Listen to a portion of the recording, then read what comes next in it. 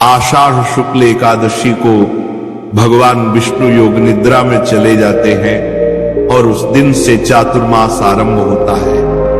इन 4 महीनों में कोई भी शुभ कार्य जैसे विवाह, गृह प्रवेश या मांगलिक संस्कार नहीं किए जाते, परंतु जैसे ही देवउठनी एकादशी आती है, भगवान विष्णु अपने शेषनाग शैया से उठकर पुनः लोक कल्याण के कार्यों में प्रवृत्त हो जाते हैं। इस दिन से ही विवाह, मांगलिक कार्य, गृह प्रवेश, यज्ञ, पूजन, सब शुभ कार्यों की शुरुआत होती है। इसलिए इसे देवोत्थान एकादशी भी कहा जाता है। इस दिन का आध्यात्मिक महत्व कहा गया है। एकादशी व्रत सर्व पाप नाशकम भवेत।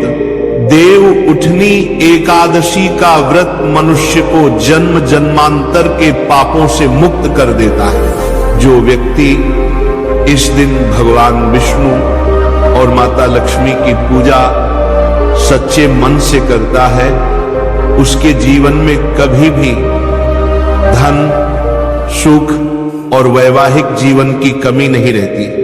ये वह समय होता है जब धरती पर स्वयं देवता लोकों में गति करते हैं और जो भी साधक इस दिन विधिवत पूजा, व्रत और दीपदान करता है, उसे करोड़ों यज्ञों के समान फल प्राप्त होता है। देव उठनी एकादशी पर क्या करना चाहिए? सुबह ब्रह्म मुहूर्त में उठकर स्नान करें, शुद्ध वस्त्र धारण करें और अपने घर के मंदिर को सजाएं। भगवान विष्णु की मूर्ति या चित्र को तुलसी पत्र और पीले फूलों से सजाएं। फिर पीले आसन पर बैठकर नमो भगवते वासुदेवाय मंत्र का जाप करें। इसके बाद भगवान विष्णु के चरणों में जल, गंगाजल, चंदन, फूल, तुलसी दल और पंचामृत से अभिषेक करें। माता लक्ष्मी की भी पूजा करें, क्योंकि जब विष्णु जी जागते हैं तो लक्ष्मी जी भी प्रसन्न होती हैं। पूजन के बाद तुलसी विवाह का आयोजन करें। भगवान विष्णु को शालिग्राम के रूप में और तुलसी को माता के रूप में मानकर उनका विवाह कराएं। तुलसी विवाह से मनोकामनाएं पूर्ण होती हैं और जिनकी शादी नहीं हुई है उनके विवाह के योग बनते हैं। जिनकी शादी नहीं हुई वे क्या करें इस दिन?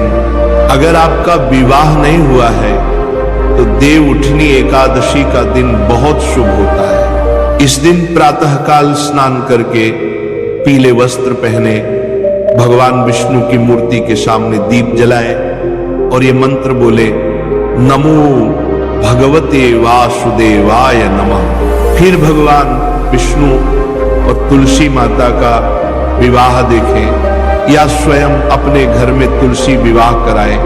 मान्यता है कि जो अविवाहित इस दिन श्रद्धा से तुलसी विवाह करते हैं, उनके विवाह के सभी विघ्न दूर हो जाते हैं।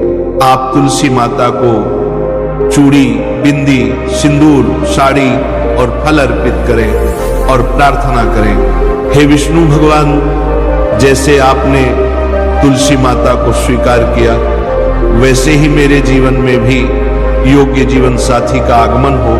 फिर विष्णु भगवान को पीले पुष्प, मिठाई और तुलसी दल चढ़ाएं।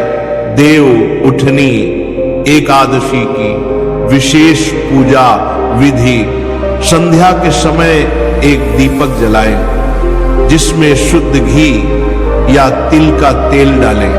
विष्णु भगवान के समक्ष दीपक रखकर प्रार्थना करें, हे विष्णु प्रभु, आज आप योग निद्रा से जागे हैं, कृपया मेरे जीवन को भी प्रकाश से भर दो। इसके बाद विष्णवे नमः मंत्र का 108 बार जाप करें। इस दिन व्रत रखने वाले को केवल फलाहार करना चाहिए और दिन भर मन, वाणी और कर्म से पवित्र रहना चाहिए। देव उठनी एकादशी के दिन क्या नहीं करना चाहिए? इस दिन क्रोध, झूठ, मांसाहार, मद्यपान और किसी भी प्रकार की हिंसा से दूर रहना चाहिए। बुरे विचार, ईर्ष्या या निंदा करने से भगवान नाराज होते हैं। अगर कोई व्यक्ति इस दिन दूसरों को दुख देता है तो उसका व्रत अधूरा माना जाता है। साथ ही इस दिन तुलसी का पत्ता तोड़ना भी वर्जित है।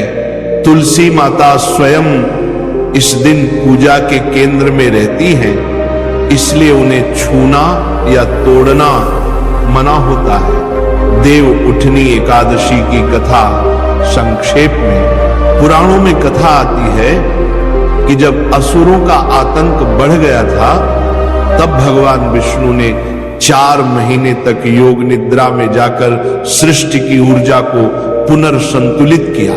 देवताओं ने जब भगवान से प्रार्थना की तब कार्तिक शुक्ल एकादशी को भगवान ने नेत्र खोले। उस क्षण से संपूर्ण ब्रह्मांड में प्रकाश फैल गया और वही दिन देवोत्थान एकादशी कहलाया। इस दिन से देवता पुनः अपने कार्यों में लगते हैं और शुभ कार्य आरंभ होते हैं। इस दिन का धन और सौभाग्य से संबंध कहा गया है। देवोत्थानी व्रते नित्यम लक्ष्मी स्थायी भवेत गृहे, अर्थात जो व्यक्ति इस व्रत को करता है उसके घर में स्थायी लक्ष्मी निवास करती है। जो इस दिन दीपदान करता है उसे जीवन में कभी अंधकार नहीं छूता। अगर कोई व्यक्ति आर्थिक कठिनाई में है तो उसे विष्णु जी के नाम का दीप जलाकर आचमी नारायणाय नमः मंत्र बोलना चाहिए। इससे जीवन में स्थायी सुख और धन की प्राप्ति होती है। सारांश आत्मिक भाव से देव उठनी एकादशी हमें यह सिखाती है कि जैसे भगवान विष्णु 4 महीने के विश्राम के बाद जागते हैं, वैसे ही हमें भी अपने जीवन की नकारात्मकता से उठकर नए सिरे से शुरुआत करनी चाहिए। ये दिन सिर्फ पूजा का नहीं बल्कि जागरण का प्रतीक है, आत्मा के जागरण का। जो व्यक्ति इस दिन सच्चे मन से भगवान विष्णु और तुलसी माता की आराधना करता है उसके जीवन में सुख, शांति और प्रेम का संचार होता है।